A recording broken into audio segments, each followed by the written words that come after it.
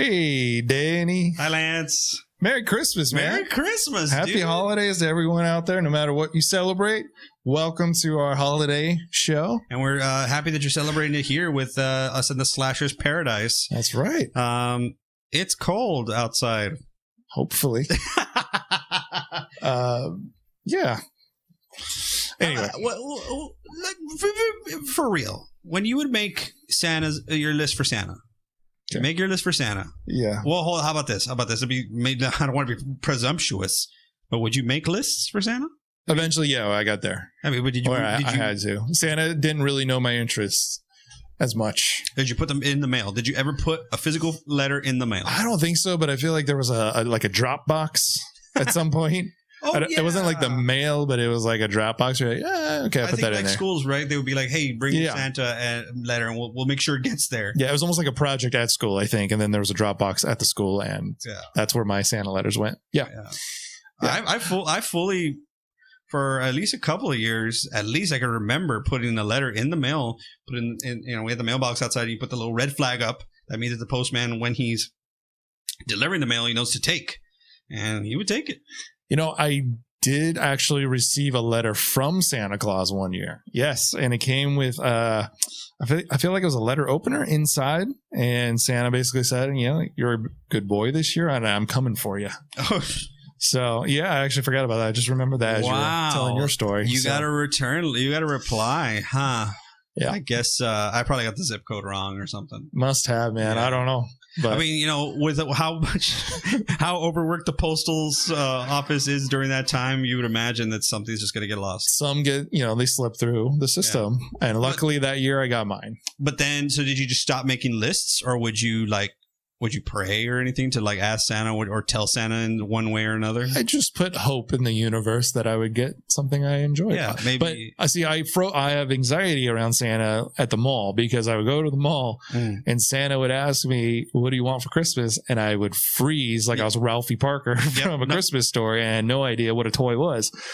But I do remember one Santa, I don't know if my parents paid him to be like, hey, keep our kid here for a minute. We got to go buy him something or what. But he gave me life advice for 20 straight minutes. Fudge, yes. It was a really awkward experience. Hot fudge, yes. I just really wanted to leave, but that was my Santa experience. Dang. I mean, some kids find that Santa very traumatizing. Yeah. I think more so they do the Easter bunny because that's just terrifying in itself. Just a huge ass bunny in the mall. First of all, how did they were they just letting any animals in nowadays? But Santa, I think I've always, there's probably a picture, and my mom would tell me that there's probably a picture where I'm crying on Santa's lap. But for the most part, I've had great pictures with Santa. That's good. That's great. You know what's more terrifying than Santa? Krampus. That's what we're talking about today. The anti-Santa. What Santa is, Krampus is the alternative, right? Exactly. Krampus. Okay. Krampus. We were talking about the movie from 2015 by Michael Dougherty. And I'm excited to talk about this because we haven't touched a film like this yet. We've done nothing but slasher flicks for the most part. It is Slasher's Paradise, but we're here to talk about horror films. We're here to talk about horror films, whether they be minor horror to where it's, maybe, I don't know, I'm just kind of spitballing here, but maybe down the line we're talking about some boy who's playing for his high school basketball team and turns into a wolf with super skills. I don't know. Maybe we, but anyway, yes. Krampus is definitely different than a lot of the movies that we've talked about. Yeah, it's a comedy. Would you call it a creature feature? I would call it a dark comedy. A dark comedy. A dark holiday comedy, right? But I would also call it a dark... Well, usually dark comedies center around mature themes. So maybe I'd call it horror comedy. That's what I would call it. Yeah. Holiday horror comedy. There it is. Okay.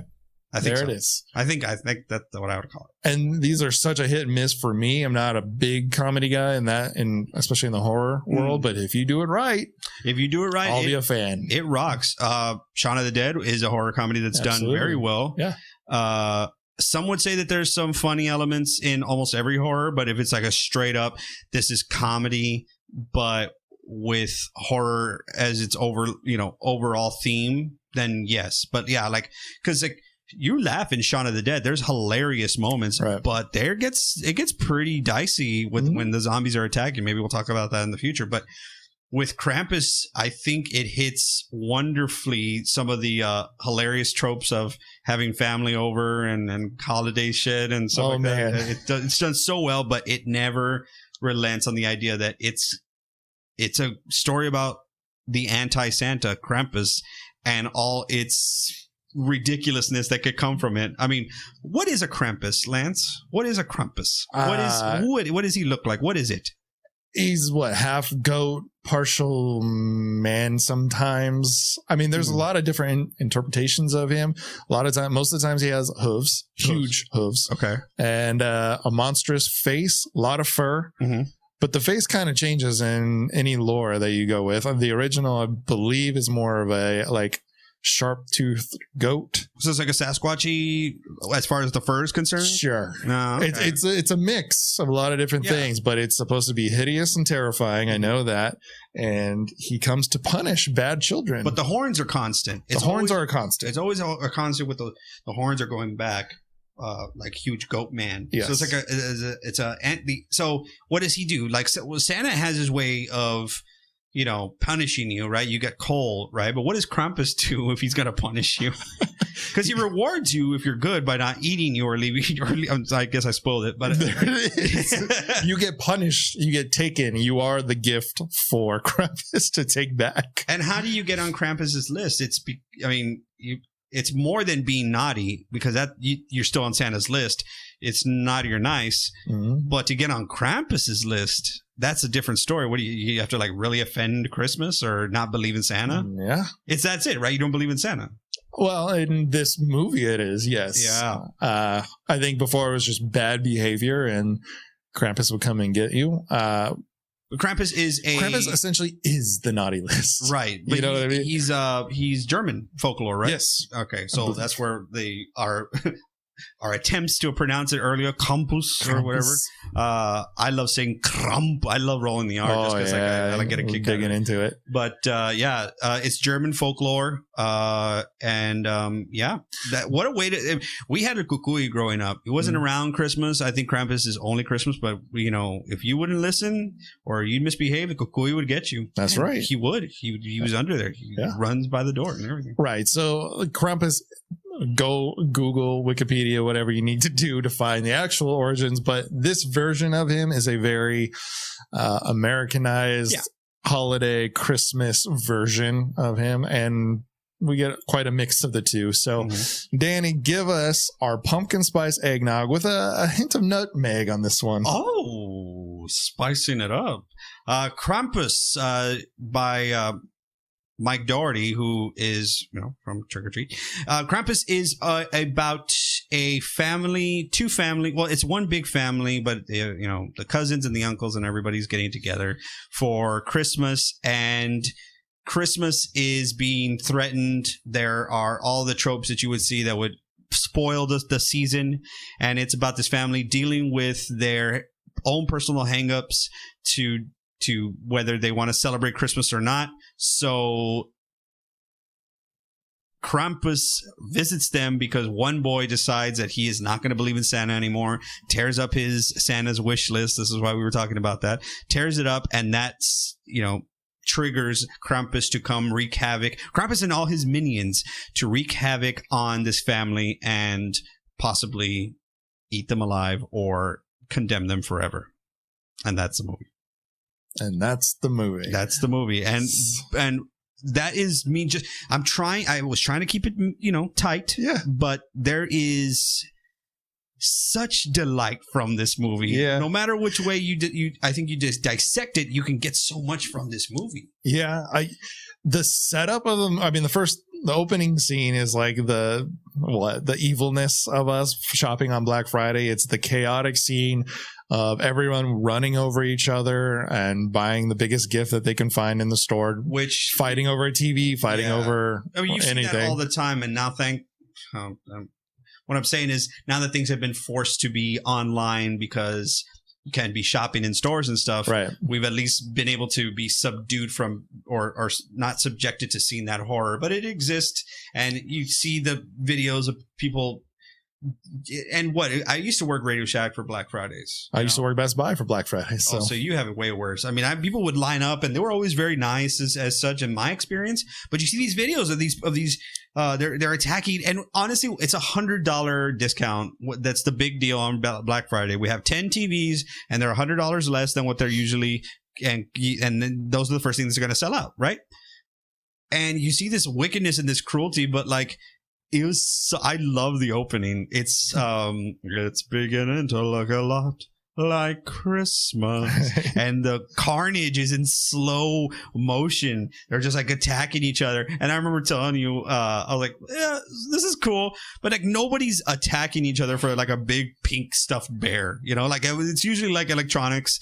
Thank God there wasn't, or a lot of people didn't get the PS5 or whatever they wanted. But like, can you imagine what that would have been? People punching each other. Oh my God. I remember at Best Buy, we had a manager that found an Xbox, like an extra Xbox. There's an open box one, so we didn't have the box. So he carries it by the power cable through the store and goes, who wants it? And he gets swarmed by a bunch of people. He had a death wish. Yeah, he totally did. He just like didn't care at all. This is something that really happens, but fighting over these little items was the setup to let you know this is a comedy and you can laugh right away. But we're going to laugh at some pretty dark elements of ourselves, and really going to dive deep into this lore that is the Krampus lore. Yeah. What's important for me is I struggle with movies like this usually because it doesn't seem to know that it's a comedy, it's a dark comedy, whatever. This one knows right off the bat what it is, so it has its own identity, and I'm totally locked into everything about it. Absolutely. And the setup, you mentioned it, and I kind of talked about it too, is like this is like every film that you and I grew up watching. There's a lot of, it feels like Home Alone, Christmas Vacation. What else did we mention? There's another one. But these are all films that we grew up watching, and it feels like there was a lot of inspiration drawn from those. And it's so fun because Christmas Story. A Christmas Story. Yeah. I think there's even more, but it opens up like it's just another family holiday comedy chaos film. And then it goes dark real fast.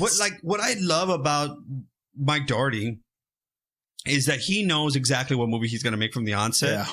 And like he did in Trick or Treat, once you get to the part where it's time to jump the shark, jump the fuck out of it. Yeah. If you're going to go absurd, but be true and be, inspired by your choices. When I say that, and I talked about its minions, Krampus is Krampus, right? But the rest of it is like you have an evil Jack in the Box that gets bigger as it ingests. So it opens and it's a real, like it's a Jack in the Box face, but it has like teeth and stuff, and it gets bigger by eating people. That by the end of the movie, it's as long as a huge ass slug, or like from Tremors or something. Right. They've got evil gingerbread men, which are everyone's favorite in this movie because they're so cute, but they're gonna kill you with sharpened candy canes. Right. What I love about them is they are very obviously like CGI, but it's like, who cares? Yeah, and exactly, because we've talked about like satirical, over the top, ridiculous movies that could be horror movies that like it could have been great, like the Black Xmas from 2006. That one could have been amazing had it decided it was going to be absurd from the beginning. Right. You can't introduce absurdity and then try and attempt to make it serious. Oh yeah, you can't go half-ass into it. Dang. And this one goes full on. We know exactly what we're doing with this film. Yeah. And you're right, Black Xmas didn't do that. You're like in and out of, is this like a serious horror film? Is it, what is this? It's a stylized horror film. Isn't that the worst? It's like Michael Scott where he's like, oh, this is a drama, and everyone's laughing because it's an obvious comedy. Right. So it's like, they're like, no, we were trying to make a real scary movie. And I'm like, so you decided to make the dude yellow and all that stuff? I'm talking about Black Xmas. Whereas this one is like, we know we're going to be, I'm trying to make a horror movie about Krampus, a mainstream one too. Yeah. And it was so widely received well. It was received well widely, is what I'm saying. Well, Krampus was also getting a lot of hype I think more so back then. We had Krampus Fest, which I think we still have in like LA. Oh yeah. It's like a 2-day event, I believe. It's like a horror, right? Yeah, or something like that. It's what? It's like horror based. It's literally off of Krampus. Everyone dresses up just like they do in Germany, where I think it originated. And then there's like performances and stuff like that. That was growing and growing. And so this movie came out at the perfect time. Yeah. On all that hype. And you see, like, and not that it didn't exist, right? Not that none of the spotlight on the folklore existed, or that there wasn't any material on it. Mm-hmm. It all existed, but now you see it once I think this movie like really kickstarted it. So you go to like these Halloween Town or whatever, these stores, and they got like Krampus socks, and it's not from the movie. It's like this. It's like making a whatever, like a Bigfoot one or something like that. Like, right. Yeah. The hype was so big that the movie came out at the right time, but it was like everyone bought into it. All of the macabre people out there that still like the holidays, they want their macabre characters. I mean, we get it with like Jack Skellington and A Nightmare Before Christmas, but you keep adding a few more like Krampus, and people are happy. I dug this movie from the get-go. I remember watching it in theaters and absolutely going batshit for it. I loved it, and I was just like, I hope everyone saw what I saw, because I'm like, this has the opportunity, and because they didn't. I mean, you have Toni Collette in the movie, okay? Like Hereditary and every other Sixth Sense, she is phenomenal. Yeah, great. You got Adam Scott, right, from Parks and Rec and a bunch of other movies as well. You've got David Koechner, who's Champ from Anchorman, and then you've got. Gosh, and I'm blanking on her name, but the one that Alison Tolman. No, yeah, I mean, yeah, she's been in a lot of like. Who are you talking about? I'm talking about the aunt. Yeah, Cochetta Farrell. She just recently passed away, but she was huge in 2.5 Men and stuff like that. And she kills her role. She's like so awesome, and the kids are strong too. The kid who plays Max was in something most recently. Yeah, I forget. Or he was in a Ben Stiller movie as one of Ben Stiller's kids, I think. Didn't matter. The kids are strong. They all play their part. And what also was so important is that they cast 100% German-speaking grandma who kept the idea. She's like, oh, we're in a Krampus movie that is Americanized, but lest we forget where it comes from. Right. It's like what La Llorona should have made sure that it did, but then, I'm not even going to talk about that. There's a new one out for Shudder, right? Did you watch that one? No. Okay. All right. Well, we'll leave that one alone. It's in Spanish, so I would probably like it a lot more. So I'm actually going to get around to it. But the point is that it's so strong and off the bat, and you're like, oh, y'all got some comedic actors, but you got who can act, but you got some really strong, legit Oscar contenders almost every year, in the sense of like, it's Toni Collette, you know what I mean? I mean, if you haven't seen her, I mean, she's the mom in The Sixth Sense. That's one of her first introductions to horror, and then she's always had a spot for it, but she's killing it otherwise. And then Krampus, and then most recently she was in Hereditary. Yeah. Oh my gosh, I mean, how she didn't even get nominated for the Oscar for that you don't need to hear me do it. Look up Toni Collette robbed, and you'll hear everyone talk about it under the sun about how she got robbed for Hereditary. But what a cast already. Yeah, and I think this movie and Halloween 2018 made me realize, like, comic actors in serious roles, holy shit, that's what I'm talking about. Oh my god. And I get it. Like, I think I talked about it, like Jordan, like, because you're like, oh, why is Danny McBride attached to this? I'm like, he probably has something to offer, just like Jordan Peele. They know him from Key and Peele. Yeah, well, I mean, comics have that observation of humanity, right? So they see the worst side and they have to make a joke out of it. So I think it does give them such a diversity, and you start to see, like, this is who to give the play to, because they knocked this movie out. They know when to be funny. They know when to be serious. Like, it's so good. What carried by the actors. Absolutely. What I love more so before the horror even starts is why you kind of fall in love with the movies, because they have set up such an environment with these vibrant characters. You got Adam Scott playing the not the absent father, but the working, like, he's got the similarities of, like, I work a lot and stuff like that, but he's there for his kids. You got what I also appreciated was that they have the main family is Adam Scott, Toni Collette have 2 kids, and Adam Scott's mother their grandma is living with them, right? And she's cooking it up, man. She's killing it in the kitchen. I told Lance, as soon as it opens into the kitchen, oh, you see all the pastries all over the place. I'm like, this makes me feel so like happy just seeing all this stuff. Because if what is Christmas in the time of giving and caring for one another and sacrifice and all that stuff, but for lack of a better reason, it's the time of the holidays is for overindulgence. You just like eat a bunch of good pastries and food and whatnot, and so all that is being set up. But what I'm trying to say is I like that the daughter, who's a teen, she has a boyfriend and stuff like that. She's not your typical, because you've seen the daughter who's like, ugh, I hate my family, I hate everyone, I'm already over it, and she's not. Yeah, but she has. I just like the way that character was written. She's kind of grounded in like, she's like, I don't hate my family, but at the same time, that I'm also a teen girl who's got like, I want to do my own thing at the same time. I feel like all of the characters in this, not one of them is really unlikable at a certain point. They all have a heart to them. So you feel really bad at the end where they're getting chased and the chaos. And you're like, I'm not rooting against any of these people, so I really don't want to see them die, whether it's comically or not. But David Koechner's kids are a bit of little shitheads, but that's about it. Because even he has his moments, like he's supposed to be the unlikable character, but you're so familiar to you from so many other movies. Freaking hilarious. Man. Yeah, and The Office. He's in everything. We've seen him for so long that he's so familiar that you're like, I know this guy, So you're like, you haven't really seen David Koechner, and you're like, okay, so these guys are really going to have to, if they're going to be funny the whole time, I've seen that movie, but they're like, oh, we're going to play these moments up and like have these awkward family situations.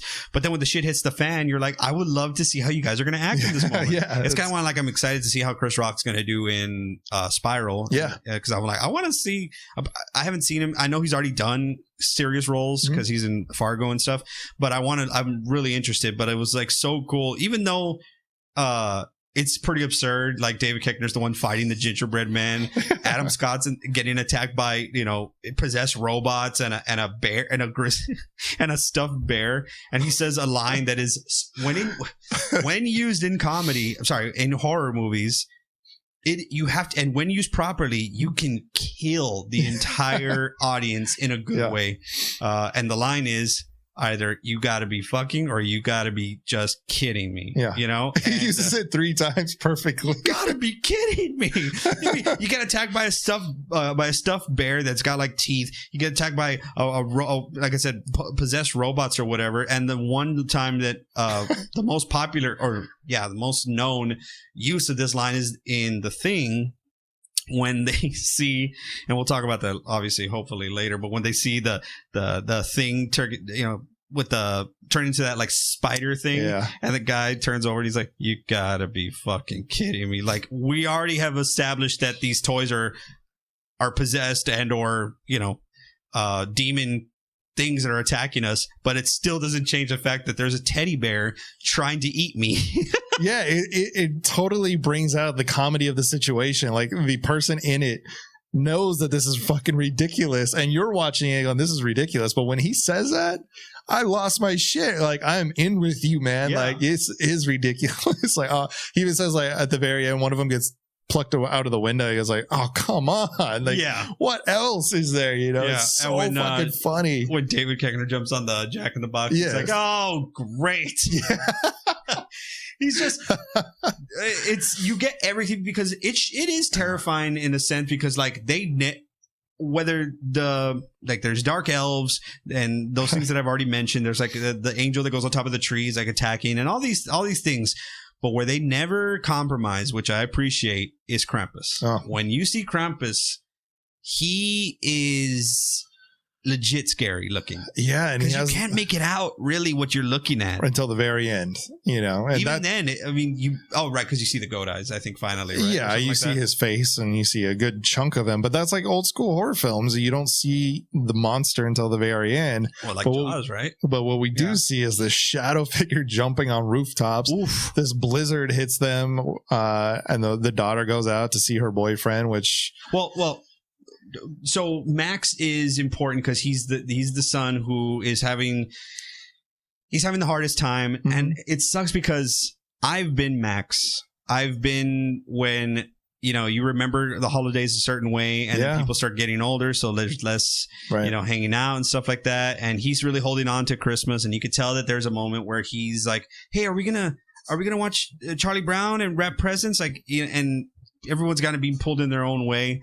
So Max is important because him and the grandma have a very special relationship. She speaks in only German, which is I love that she never speaks English, and there's subtitles, right? But they all understand her. But the Max is important in the sense that she says, make sure you write your letter to Santa. So she knows the importance of keeping with the faith of the holiday, and he gets just like totally embarrassed at the dinner table with his like weird cousins and stuff like that. They embarrass him because they take his, they're just roasting him, and then he has a bit of a hot temper, so he has to come to term with the fact that, is he going to believe in Santa anymore, or is he just going to be like, all right, nothing's going my way, screw Christmas. So he has his letter to Santa, and when he tears it up and throws it out in the wind, out of his window, that's what sends Krampus and the weather and everything his way. Yeah, so we get this cloud and this blizzard comes through, takes out all the power. So the big sister goes out, wants to see her boyfriend. Yeah, because nobody's responding and whatnot. Right. He's only a few blocks away. Why not? So she goes out. This is the first time that we see a version of Krampus, which he's huge, awesome. And not only is he huge, but like the way the scene is set up, it's a fucking blizzard. She is stuck out in the snow. There's no one out there. No one's on the streets. All the lights are off. Everything. It's such a dark, cozy scene. Sure, yeah. I'll be honest. I've watched this movie probably like 4 or 5 times. I've fallen asleep in this exact scene 3 or 4 times just because I'm like, this is like a nice little blanket moment, and I fall asleep. I mean, it is. I like get cozy with it, and that's where you see Krampus, and he's hopping rooftop to rooftop. I mean, it's shot so well, but also the sound that he makes. Yes, the howling. It's almost like a wolf howl, but it's.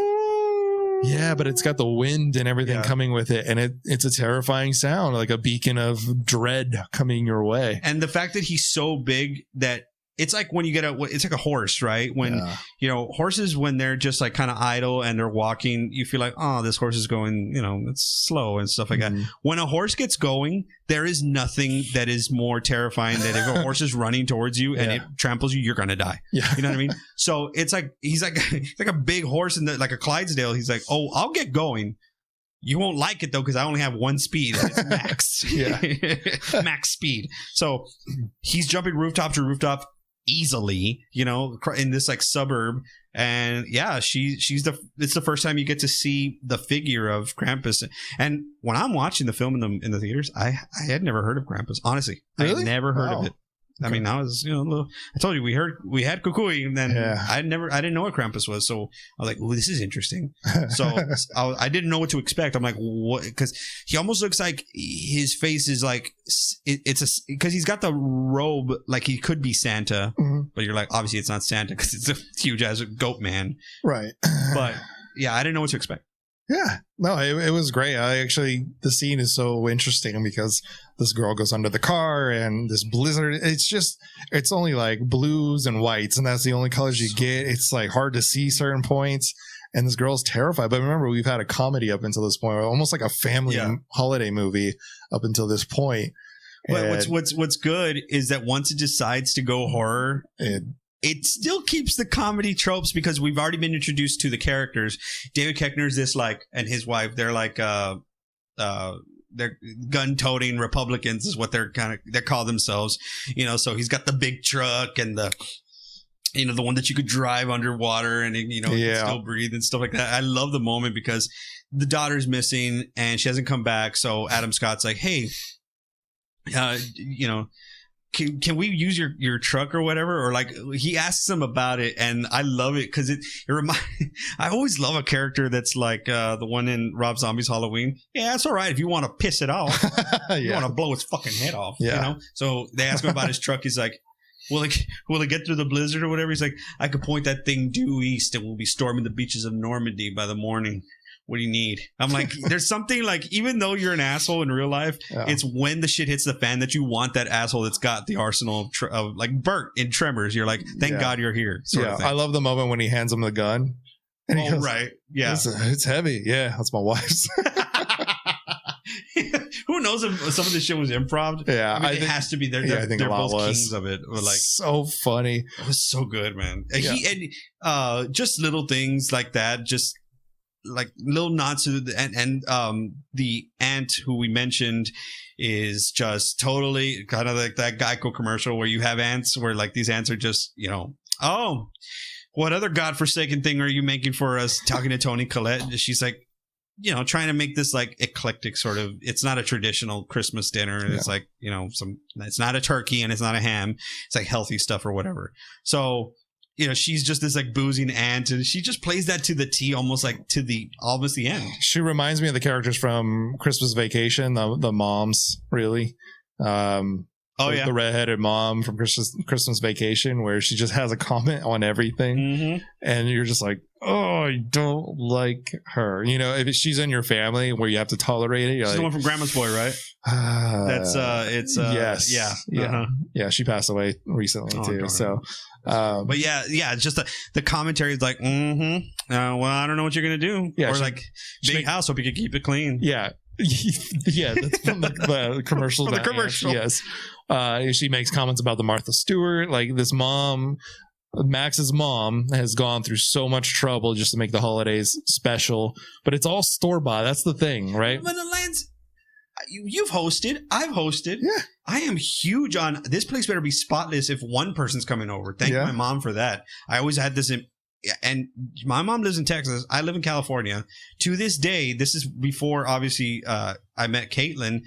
I had friends over. My place would be spick and span. Why? Because I had this fear that my mom was going to just pop out and just be like, Daniel Gonzalez, how embarrassing. You know what I mean? So I'm like, I know what it's like to put in all that effort of cleaning and stuff. So, yeah.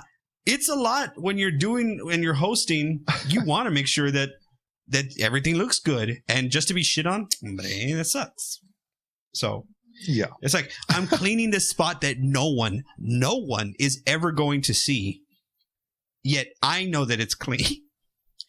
It's weird. I've had people over where I'm like, hey, come on in, guys. Hey, I cleaned everything. I need you to look at it. Did you see how clean? Okay, you report back to my mom for me, please. See, but that's the thing, was when you clean, you don't hear a word. But when there's one little corner that you... right. We've been through it, obviously, where one of our moms comes through and goes, did you clean the baseboards? Because you didn't clean the baseboards. You didn't get there. Yeah. You didn't get to it. And you know what? What if someone was here? Right. What if? How embarrassing. So, you're lucky it was me that saw it. Yeah. So, but here's the thing. We're still talking about a horror movie. Yeah. We're still talking about a horror movie, and these are like things that are so relatable. So that's why this is an example of something that is relatable, that people must have, you go through it in one way or another, and you turn it up a notch because think of all your favorite holiday movies that you're talking about, like Christmas Vacation and whatnot. Those are just absurd comedies. Now throw in a goat anti-Santa that wants to eat you and his devil elves and his evil Jack in the Box and gingerbread cookie men and a bear. There's so much. Yeah. There's just so much chaos happening. I love it. But like you mentioned, like there's so much familiarity because it just feels like Home Alone. It feels like Christmas Vacation. It feels like all these movies that you love watching year to year. And I think they did such a great job of opening that up.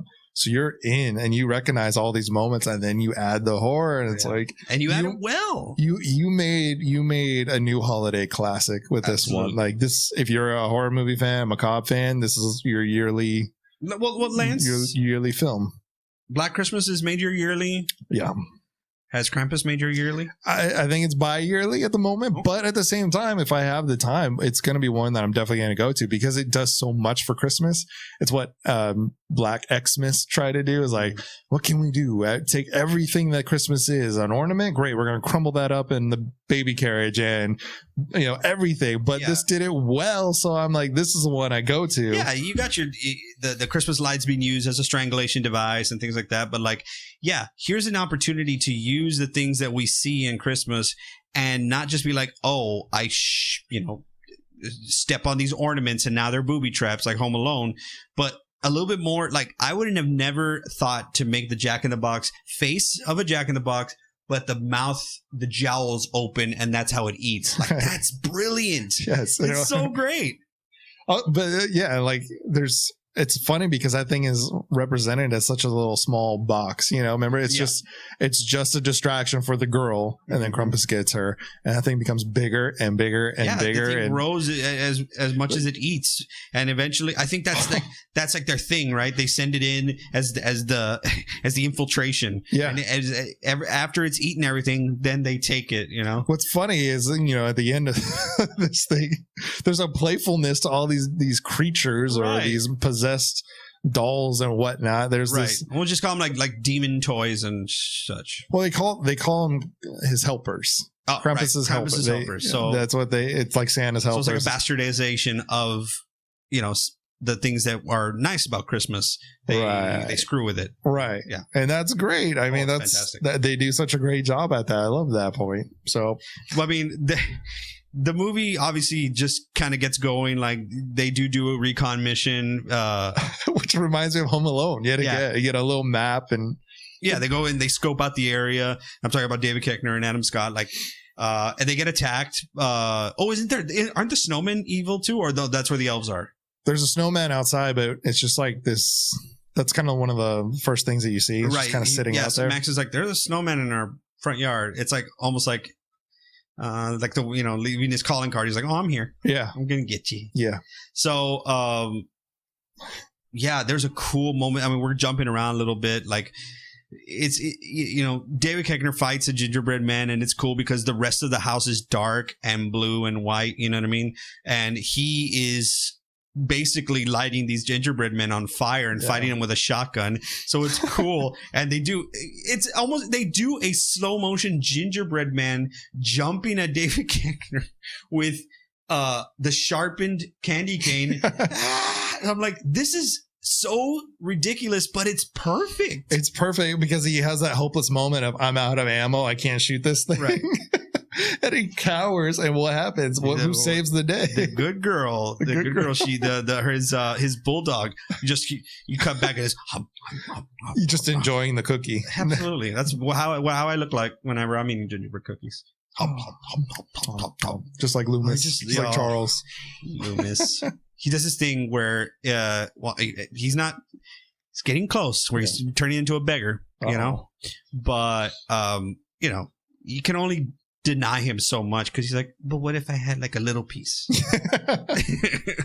what about that? Is that okay? So we'll give him like a piece of like chicken or something, and just seeing him enjoy it is half the reason you do it anyway, because it's like, oh my god, thank you so much. But it's an awesome moment that the bulldog comes to save the day. If you love dogs, you love them even more when they save the day. But the comedy of this is like, you could have done a CGI version where the dog snatches the cookie out of. No, we go to cut away, and the dog is just enjoying it, and it's not even comedy. It's just precious. It makes you awesome. Kind of giggle, Yeah, and even David Koechner's like, as a girl. So. Yeah, they're being attacked heavily by all these helpers of Krampus, and they think they have it under control. The aunt, what is it, Shirley? I think it's Shirley. So, Shirley. She's got the shotgun, and she's shooting the bear, the teddy bear. She's shooting the angel that is on top of the tree. I think that's what it looks like. It's weird looking. It's Dorothy, by the way, and Dorothy. And she's just nailing it. And when they think they have all these helpers on the run, the dark elves like make their presence known. And I love it because everyone's like, what the hell?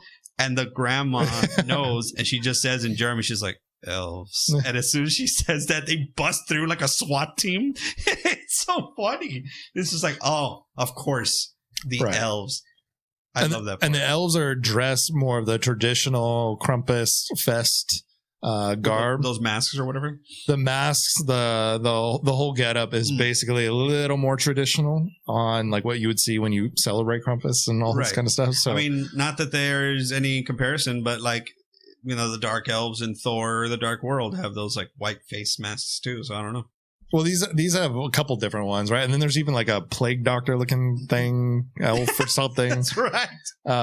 Who's like pulling the chain. I don't know. There's so much going on. It's so ridiculous, but it's so perfect. I mean, everyone's now like all over the place. The grandma who has told this true story, because as soon as the lights go out from the beginning, when the lights go out, and the weather changes, the grandma knows that something is up. And she doesn't want to call Max out because she loves him, but she knows it was him who brought this because, you know, he decided to tear the deal up. So she's doing little things like, got to keep the fire hot, you know, hot cocoa. Just like you're thinking, oh, this is just, you know, she's being traditional and stuff. But everyone's kind of playing her off like she's kind of crazy. But she's just like, no, I know what's going on because I've dealt with this before. And it's her fighting. Or she reveals, she tells the story of Krampus and how she, as a little girl, saw Krampus. Yeah. And Krampus saved or spared her and gave her one of the bells that is attached to his his garb, his getup, and she shows it so everyone knows it's like, oh shit, this is real. So there's that moment we're talking about where the elves are coming in and they're kind of taking everybody, and you know people are kind of strung out all over the place. Krampus is coming down the chimney. Yeah, but before that, we got to go back to our favorite little Jack in the Box clapping. Yeah, right. As soon as she says the elves, the Jack in the Box is huge, right? It can't move. It's barely crawling. And when she says elves, or they make a noise or whatever, the Jack in the Box is like, yay. Because the Jack in the Box is about to get it from either the Aunt or... No, the Aunt Dorothy's going to blast his head off. Yeah, so it's like, oh, yay. And it brings that playfulness. Because the Jack in the Box is kind of cute when its little mandibles are closed. You know? And it's got its little chunky hands clapping. Yeah, oh, yeah. It's like it's so kid-like and it's hilarious. And these elves come crashing in. And then we get... Yeah, they take Dorothy. They hitch the Jack in the Box up to pull it out. And they steal the baby. Sorry, David Koechner has 4 kids total. 2 girls, a boy who's silent and pounding Mountain Dew, and a baby, right? So they have 4 kids, and the elves steal the baby. Yeah. They steal the baby in the night, so he jumps on the Jack in the Box to take off with it. Michael Dougherty has a weird thing with like chubby, blonde-haired, curly kids. Yeah. Doesn't he? Yeah. Like, this kid immediately reminded me of the kid from Trick or Treat. From Bad Santa. From Bad Santa, yes. But it reminded me of that so quickly. I'm like, once he does another holiday film, Trick or Treat, Krampus, if there's another one that he ever does, I'm guaranteeing there's going to be another chubby, curly-haired, blonde kid in the movie. That's a safe bet. Yeah. That's a safe bet. Gosh, man, once this movie gets going, there's a little bit more like, okay, they're out in the streets, they're trying to like hide from like they're trying to find the missing family members and all that stuff, and eventually they all kind of just get it in different ways or another. The grandma does have a face-to-face with Krampus, and he does take the grandmother. And it's pretty much left down to Max and one of the cousins. They're the last ones. And they, Krampus and his helpers have like this like pit of hell, basically, right, set up.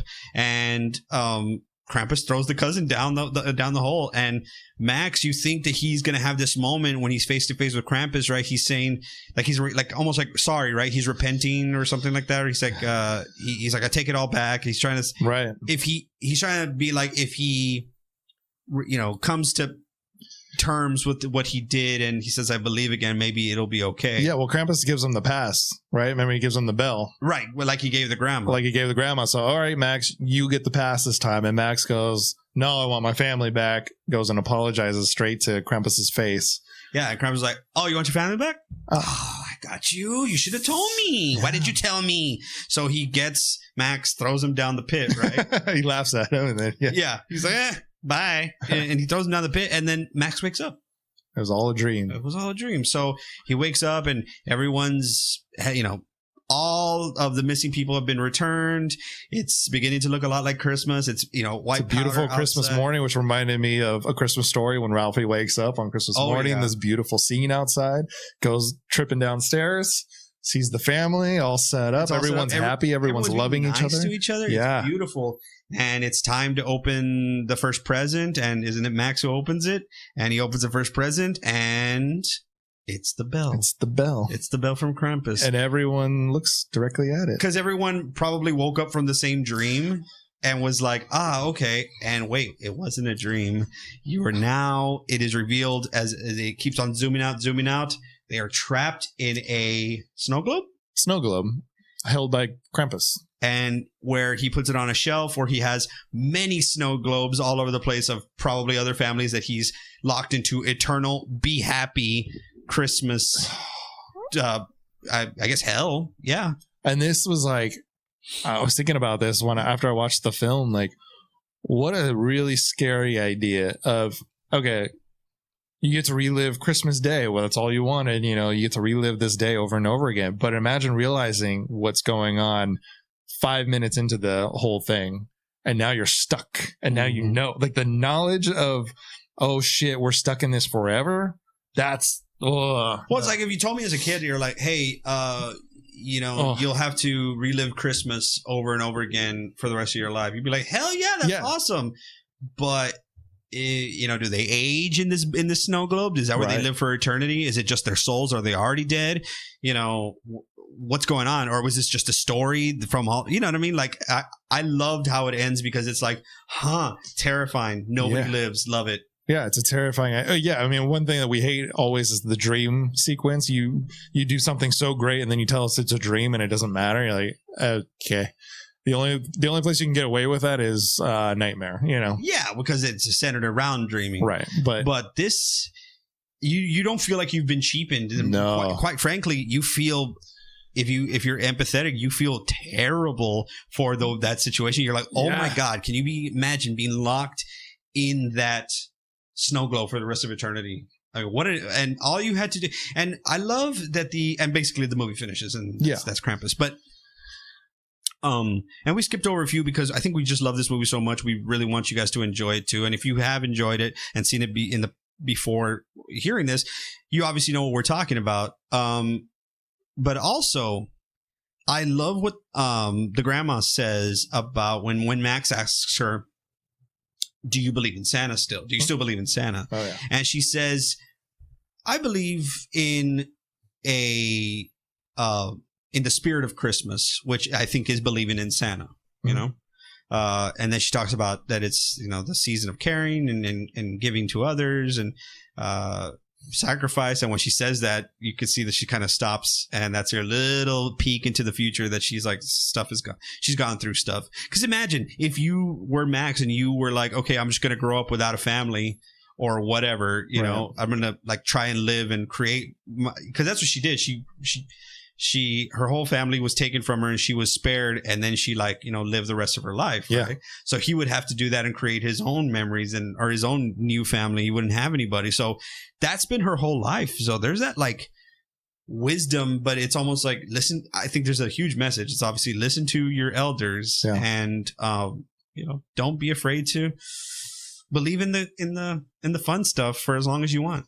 Because if you don't, that's when hell begins. Shit happens.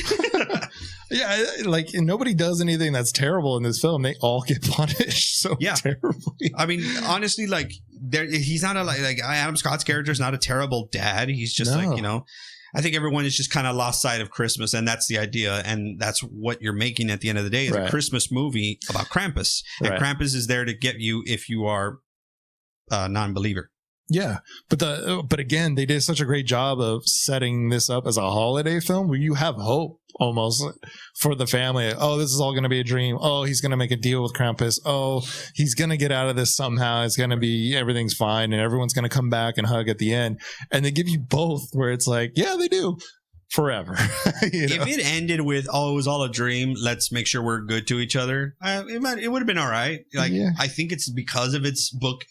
It's its bookend of no, they're screwed the rest of their lives was beautiful to me. Yeah. That's a perfect little bow on this package of Krampus. And you could make a sequel if you wanted to. I don't think it ever needs one. No. It's kind of like Trick or Treat, although people do see that there can be way more that you could do with Trick or Treat. Oh, yeah. Yeah. But with Krampus, I don't know. It's hard to, strike lightning in a bottle twice, right? Or as they say. Well, especially because you did put the bookend on it, so you know that Krampus. I mean, what are you gonna? You just have to do a new family, and then he bottles them up. Maybe there's no way of getting away from him. You're in his world the whole time. Yeah, because if it ends the same way, you're like, "Oh, I've seen this movie." So yeah, I think Krampus, as it's by itself, is perfect the way it is. Don't touch it. Yeah. Trick or treat, we can revisit. Yeah, because it's just different stories. Yeah, there's so many stories you can do about with old Sam boy. Look it. Yeah, he's so cute. Sam. But yeah, so I asked you, but I will tell you, Krampus has made my yearly. It has officially. It has officially made my yearly. It has to. I just love it. It's okay. So it used to be Babes in Toyland. What? No, I'm joking. No, as far as horror holiday, yeah, it's Krampus. It's Black Christmas. I know there's a few that I'm missing, but those are the ones that stick out to me. Of course, Die Hard's on there, but that's not horror. It's not a horror film, no. But yeah, that is a definite holiday. But my thing is, I do need to break up the horror, so that's why I have so few on the list for Christmas time. Is because this is the one time of the year where I will take a breather from horror films. Usually, yeah, except for Black Christmas and Krampus. I mean, they've tried with Silent Night, Deadly Night. Oh yeah. What is the other one? Santa's Sleigh with Bill Goldberg. Yeah. Jack Frost. There have been a lot of really bad Christmas horror movies, but these two, especially the original Black Christmas, which is Woof. That's Woof. And Krampus. What a gap, huh? 2015 from 1974 to 2015, and that's as long as it's going to take for us to get another good one that we can put on our yearlies. Probably, yeah. I know I'm missing one. I know I'm probably missing something that's like, but these are the ones that stick out for as far as good Christmas horror or holiday horror. Yeah. I mean, there are other films out there, and maybe next year we'll talk about those, but these two are the ones. Those are the ones you go with yearly. The other ones bi-yearly or whatever. Or but if you hate yourself, watch all the Silent Night, Deadly Nights. Watch it at the end of October. You know what I mean? Like right after Halloween, right before Thanksgiving, kind of a thing. But well, Lance. So now that you know that you're supposed to keep with the spirit of Christmas, or Krampus will come get you, are you gonna write a list? Oh, well, the spirit is everywhere, man. Come on, you gotta write your list to Santa. All right, I will write my list. Did you write your list? Yeah, I asked for a Red Ryder BB gun. Duh. Of course. Yeah, but with pellets. A Red Ryder pellet gun, because I'm not a little boy. Graduated to pellets. You know where you're gonna get pink bunny suit. I hope. Oh my God, one that could fit me. Can you imagine? That's a lot of material. It's a lot of bunnies. No, come on, man. No, come on. I remember dressing up as the Cowardly Lion. My grandma made my costume, and it rode high. You know, it rode high. So they're like, "Hey, I see what you're dealing with there." I see you in the audience, and you're like, "Oh no." So anyway. So, what's your candy cane rating for Krampus? I'll give it a 5. Why not? I'm going to give it a 5 candy canes right with you. 5 candy canes. Wow, we're being generous. It's the season of giving. It is, absolutely. So, I mean, you give to those deserving. So, I think we give proper ratings to the Xmas's. Well, let's talk about our rating system. It is different for every franchise or every film. I mean, this one is a holiday film, so it gives a 5. Black Christmas, we both gave a 5 to. The original, absolutely. Watch both of those. Yes, that should make your yearly list for holiday horror. If you have any ones that we're missing, throw them down there, and we'll try and get to them. We'll come back to them. Yeah, we'll come back to them. Yeah, we always got more tape and... Yeah, we got more tape. Digital audio space. All right. Well, this has been our show for Krampus. That's Danny. I'm Lance, reminding you to lock your doors, bolt your windows. And you gotta be fucking kidding me.